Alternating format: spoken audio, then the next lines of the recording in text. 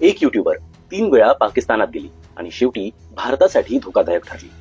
ही बातमी आहे युट्यूबर ज्योती मल्होत्रा प्रकरणाची। हरियाणाच्या हिसार शहरात राहणारी ज्योती मल्होत्रा युट्यूबवर तिचे 3 लाखापेक्षा जास्त फॉलोअर्स आहेत। पण पोलिसांच्या माहितीनुसार ती पाकिस्तानसाठी हेरगिरी करत होती।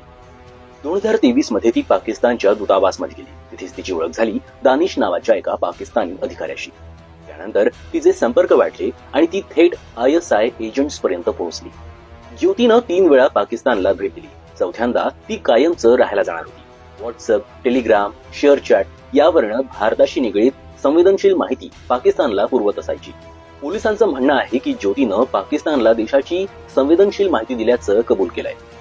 ती सध्या पोलीस कोठडीत आहे। तिच्यावर देशाशी गद्दारी केल्याचे गंभीर आरोप आहेत।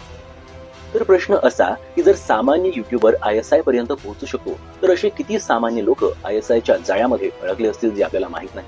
नमस्कार।